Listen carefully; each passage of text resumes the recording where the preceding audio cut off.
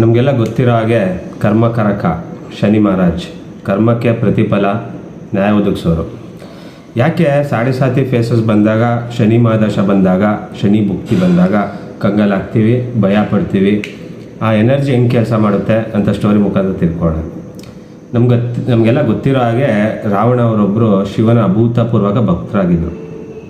ಒಬ್ಬ ತಪಸ್ವಿ, ಶಿವನಿಂದ ವರಗಳು ಪಡೆದಿದ್ರು. ನಿಮ್ಗೆ ಗೊತ್ತಾ, ಆ ಕಾಲಕ್ಕೆ ರಾವಣ ಒಬ್ಬರು ಶ್ರೇಷ್ಠ ಜ್ಯೋತಿಷ್ಯನೂ ಆಗಿದ್ದರು. ಅವ್ರಿಗೆ ನವಗ್ರಹಗಳೆಲ್ಲ ಹೆಂಗೆ ಕೆಲಸ ಮಾಡುತ್ತೆ ಅಂತಲೂ ಗೊತ್ತಿತ್ತು, ಅದನ್ನು ಹೆಂಗೆ ಕಂಟ್ರೋಲ್ ಇಟ್ಕೋಬೇಕು ಅಂತಲೂ ಗೊತ್ತಿತ್ತು. ರಾವಣಗೆ ಒಂದು ಆಸೆ ಇತ್ತು, ಅವ್ರಿಗೆ ಹುಟ್ಟೋ ಮಗು ಪ್ರಪಂಚನೇ ಆಳಬೇಕು, ಅವನ ಕಂಟ್ರೋಲಲ್ಲಿ ಇರಬೇಕು, ಅವ್ನಿಗೆ ಎಲ್ಲ ಥರ ಸುಖ ಸಿಗಬೇಕು, ಯಾವಾಗಲೂ ಗೆಲುವು ಅವನ ಹತ್ರನೇ ಇರಬೇಕು ಅಂತ ರಾವಣಗೆ ಆಸೆ ಇತ್ತು. ಆಗ ರಾವಣನ ಮಗು ಜನಿಸೋ ಟೈಮು, ರಾವಣನ ಆಜ್ಞೆ ಮಾಡಿದ್ರು. ರಾವಣ ಆಜ್ಞೆ 9 ಗ್ರಹಗಳಿಗೆ ಆಜ್ಞೆ ಮಾಡಿದ್ರು. ಎಲ್ಲ 9 ಗ್ರಹಗಳು ಬಂದು 11ನೇ ಮನೆಯಲ್ಲಿ ಬಂದು ಕೂತ್ಕೋಬೇಕು ಅಂತ. ಏನಿದು 11ನೇ ಮನೆ? ಪುರುಷ ಕುಂಡಲಿ ಪ್ರಕಾರ 11ನೇ ಮನೆ ಬಂದು ಲಾಭದ ಮನೆ, ಅಂದರೆ ಗೇನಿಂಗ್ ಹೌಸ್ ಅಂತೀವಿ. ಆದರೆ 8 ಗ್ರಹಗಳು ಬಂದು ಕೂತರು, ಆದರೆ ಶನಿ ಮಹಾರಾಜ್ ಕೂರಲಿಲ್ಲ. ಯಾಕಂದರೆ ರಾವಣನ ಈಗೋ ಶನಿ ಮಹಾರಾಜ್ ಎನರ್ಜಿಗೆ ಮ್ಯಾಚ್ ಆಗದೆ ಇರೋ ಎನರ್ಜಿ, ಅದನ್ನು ಫ್ರಿಕ್ಷನ್ ಎನರ್ಜಿ ಅಂತೀವಿ. ಯಾಕೆ ಅಂದರೆ ಶನಿ ಮಹಾರಾಜ್ಗೆ ಅಂಬಲ್ನೆಸ್ಸು, ಕರುಣೆ, ಹ್ಯುಮ್ಯಾಲಿಟಿ, ಆ ಥರ ದಯೆ, ಆ ಥರ ಮ್ಯಾಚ್ ಆಗೋ ಎನರ್ಜಿ. ಶನಿ ಮಹಾರಾಜ್ ಬಂದು 12ನೇ ಮನೆಯಲ್ಲಿ ಕೂತರು. ಶನಿ ಮಹಾರಾಜ್ ಕೂತಿರೋ ಮನೆಯಿಂದ 3ನೇ ಮನೆ, 7ನೇ ಮನೆ, 10ನೇ ಮನೆ ಮೇಲೆ ದೃಷ್ಟಿ ಇರುತ್ತೆ. 12ನೇ ಮನೇಲಿ ಕೂತ್ರಲ್ಲ, ಅಲ್ಲಿಂದ ಲೆಕ್ಕ ತೊಗೊಂಡ್ರೆ 10ನೇ ಮನೆಗೆ, ಅಂದರೆ 9ನೇ ಮನೆಗೆ ಬಂದು ದೃಷ್ಟಿ ಬೀಳುತ್ತೆ. ಆ 9ನೇ ಮನೆ ಬಂದು ತಂದೆ ಮನೆ, ಅಂದರೆ ರಾವಣನ ಮೇಲೆ ದೃಷ್ಟಿ ಬಿತ್ತು. ಅದರಿಂದ ಮಹಾಪ್ರಭು ರಾಮಯಿಂದ ರಾವಣ ಸಂಹಾರನೂ ಆಯಿತು.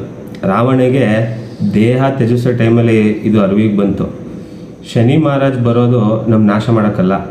ಆ ಎನರ್ಜಿ ಹೆಂಗೆ ಕೆಲಸ ಮಾಡುತ್ತೆ ಅಂದರೆ ತಾಳ್ಮೆ, ಕೆಲಸಕ್ಕೆ ತಾಳ್ಮೆ, ಕೆಲಸದ ಮೇಲೆ ಶ್ರದ್ಧೆ ಹೆಚ್ಚಿಸೋಕ್ಕೆ, ನಾವು ಮಾಡಿರೋ ಕರ್ಮಕ್ಕೆ ಪ್ರತಿಫಲ ಕೊಡೋಕ್ಕೆ, ಮತ್ತು ಈಗೋನ ಅಂದರೆ ನಮ್ಮ ಐಡೆಂಟಿಟಿ ಅದನ್ನು ತಿದ್ದಕ್ಕೆ ಶ್ರದ್ಧೆ, ಬೇರೆಯವ್ರಿಗೆ ನಾವು ಹೆಂಗೆ ಟ್ರೀಟ್ ಮಾಡ್ತೀವಿ, ಅವೆಲ್ಲ ನಮ್ಮ ಒಳಗಡೆ ಆಗೋ ಟ್ರಾನ್ಸ್ಫಾರ್ಮೇಷನ್. ಸಿಂಪಲ್ಲಾಗಿ ಶನಿ ಮಹಾರಾಜ್ ಒಬ್ಬರು ಸ್ಟ್ರಿಕ್ಟ್ ಟೀಚರು. ಅವ್ರು ಏನು ಚೇಂಜ್ ಆಗಬೇಕು, ಆ ಎನರ್ಜಿ ಈಲ್ ಆಗಬೇಕು ಅಂತ ಸಾಫ್ಟಾಗಿ ಹೇಳ್ಕೊಡೋಕ್ಕೂ ಗೊತ್ತು, ಒಡೆದು ಹೇಳ್ಕೊಡೋಕ್ಕೂ ಗೊತ್ತಿರುತ್ತೆ. ನಾನು ಏನೇ ಆಗಿದ್ರು ನಾನೇ ಹೊಣೆ, ಅವರಿಂದ ಆಯಿತು, ಇವರಿಂದ ಆಯಿತು, ನಾನು ಹಿಂಗಿರೋಕೆ ಅವ್ರ ಕಾರಣ, ಇವ್ರ ಕಾರಣ, ಮನೆಯವ್ರ ಕಾರಣ ಅಂತ ನಾವೇ ಸರಿ ಮಾಡ್ಕೊಂಡು ನಮ್ಮನ್ನ ಒಳಗಡೆ ನಾವೇ ಬದಲಾವಣೆ ಮಾಡ್ಕೋಬೇಕು. ಅಲ್ಲಿ ತನಕ ಶನಿ ಮಹಾರಾಜ್ ಅವ್ರ ಎನರ್ಜಿ ಪ್ಲೇ ಆಗ್ತಾನೇ ಇರುತ್ತೆ.